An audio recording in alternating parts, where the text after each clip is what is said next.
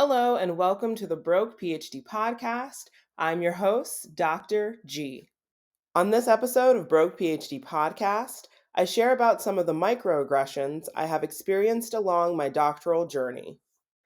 For the context of this episode, I view microaggressions as being either prejudice based actions or comments that are made towards an individual that is from a marginalized group. Sometimes these comments are shared or these actions are conducted in a subconscious manner without malicious intent, but other times that may not be the case. Personally, I've experienced microaggressions my entire life. They've come from people who share a similar cultural background as myself, and they've come from people whose cultural background has been different from my own. Unfortunately, when beginning my doctoral program, I was fully expecting to encounter microaggressions or those off comments and actions as they have become a normal occurrence for me. I do want to note that while they have become a regular occurrence for me, it does not make them normal and it does not make them okay to occur. When I sit and reflect about my experiences during my doctoral program, there have been four main microaggressions that have stood out. The first microaggression centered around comments being made about my speaking skills. The most common comment that I received was, "You are so well spoken." I would always retort with, "This is just how I speak." But in my mind, I would often have the thought of, well, what is someone who looks like me supposed to sound like? The comment of "you are so well spoken," while on the surface may appear to be a compliment, when unpacked and pondered on a bit longer, alludes to the idea that individuals who look like me are expected to sound a certain way, and that apparently I and my existence did not match or align with whatever stereotype had been built inside the head of the person stating the comment. Newsflash: everyone will speak in their own natural manner. Two individuals may outwardly look similar, their individualized experiences work to shape them into unique beings. This includes the manner in which these individuals speak. To make a comment on someone being well spoken only alludes to the idea that there is some invisible or unspoken societal standard of how an individual who looks like me is supposed to sound. For me, in hearing the comment, "You are so well spoken," it doesn't come off as complimentary, but rather it just reflects an existing implicit bias of the person stating the comment. The second microaggression that I commonly encountered along my doctoral journey centered around me being judged based on my outward appearance. When I shared about my educational credentials, people were often shocked or taken aback that I was on the path towards earning my PhD. And even after earning my PhD, someone stated the comment of, "Oh, wow, you have a PhD?" And trying to maintain peace and to not just go off on that person.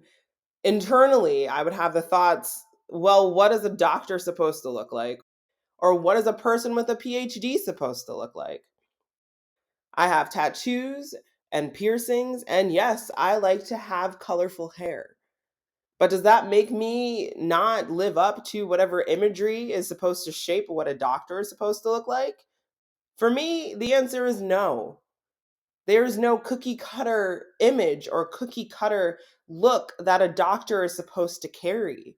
Here in modern times, it still baffles me that, as the saying goes, we are judging books by their covers. Everyone is more than their outward appearance. People have layers to them like onions. And if someone's going to just judge an individual based on the outer layer, then they are missing the opportunity to know who that person is on a deeper level. I will continue to shout it that I am more than my outward appearance. And it's so sad that in today's society, individuals will take one look at a person and assume they know everything about them just in a quick glance. Oftentimes, those judgments made in that quick glance are just based in limited perceptions. Now, I will say, while I am very confident and proud of who I am, And I've learned to be more secure with myself. I am still human, and being judged based on your outward appearance hurts. Nonetheless, despite how much it hurts, there's still a part of me that does love that in just being my authentic self, I am adding and providing more representation of what doctors and PhD holders can look like.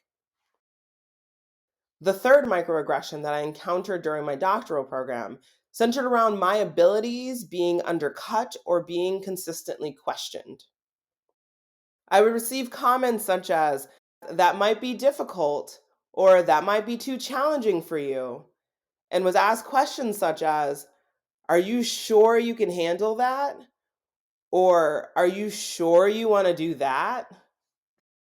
As a Black woman living here in the United States, I've always had to work twice as hard when trying to obtain something that I have set my mind to. Oftentimes, I would receive way less praise or way less recognition than my peers for doing the same, if not more, work. So, unfortunately, when going through my PhD program, I did not expect it to be any different.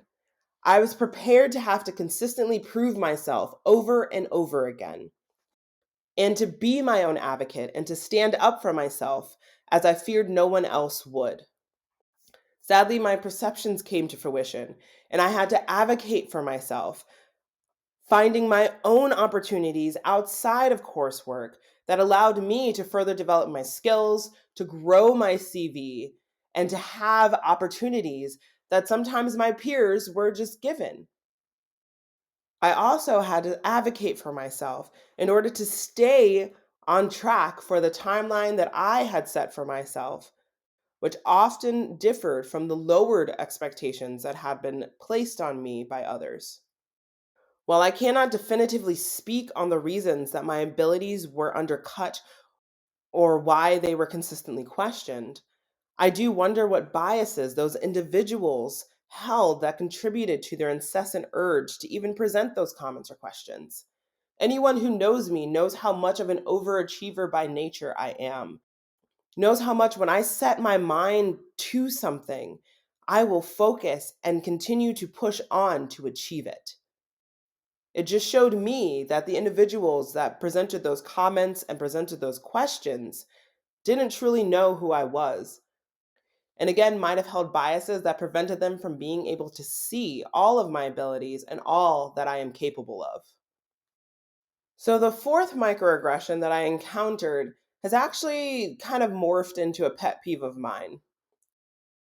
The fourth microaggression is that I consistently experienced individuals messing up the spelling and or the pronunciation of my name. My first name is Keisha. It's spelled Keshia. 6 letters, that's it. Keisha. I love my name, and I'm proud of my name. And I know others feel the same. We are all given our names by our parents or guardians for various reasons. They make up who we are and they are part of our identity. So it irks me when people can't take the time and put in the effort just to spell my name correctly. While I can admit that there are several ways to spell my name, and that my way of spelling it may not be the most common, I will say that in every written communication, whether it be an email, a text message, or a written post, my name is somewhere in the body of that communication, spelled in its correct form, which means that an individual may have several reference points to draw from in order to spell my name correctly when they are responding and giving me a reply. Sometimes when it's an email, my name might be in the body of the email, in the display name, in the sender information. 3 points of reference in this one email, but still a person misspells my name. For me, it just shows the carelessness of the individual and shows that they actually did not take the time or put in any effort to want to try to spell my name correctly. And while it may seem ridiculous and that I'm mad about the wrong thing, I feel like if you had to experience on a regular basis, or if you do experience that on a regular basis, you can relate to it. It's something so simple, and especially in today's society where we can spell really hard words correctly, like onomatopoeia, we should be able to take the time to spell someone's name correctly as well. In addition to individuals spelling my name incorrectly, they would also pronounce it incorrectly. In modern times, if you do not know how to say someone's name, just ask. I would gladly provide a phonetic spelling of how to say my name so that you can state it out loud in the correct manner. And I'm sure others will do the same. Again, if we can pronounce these very difficult words like onomatopoeia correctly, then we can pronounce someone's name correctly as well.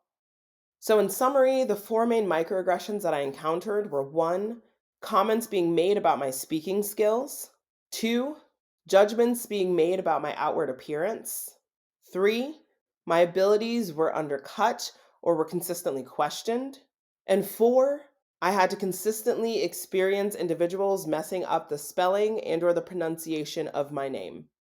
After hearing about the microaggressions I have experienced, I ask you, the listeners, to pause and reflect about any microaggressions you might have experienced firsthand, or you might have heard that your peers or colleagues have experienced. I want you to think about, have those microaggressions been similar to those that I have experienced, or have those microaggressions been different from the ones I shared? If you feel comfortable with sharing, please feel free to reach out to me via the podcast website, brokephdpodcast.com, or via any of the social media platforms, and share with me about those microaggressions that you experienced or that your colleagues or peers have experienced. I also want to note that I share about my experiences with the hopes that even just one listener out there can feel less alone. Embarking on a graduate school journey or any type of educational journey is not an easy feat. I know I personally felt alone when going through this process, but it helped me when I was able to talk with peers, and it allowed me to realize that others had similar thoughts or experiences. So I call on you, the listeners, to share this podcast with your peers and to engage in conversation with your colleagues so that you all can navigate the journey collectively rather than feeling like you are each braving storms on your own. Well, that concludes this episode, but I am so excited to have you on this journey with me. So please hit that subscribe button or that follow button. And again, feel free to check out the podcast website at brokephdpodcast.com to continue to follow along.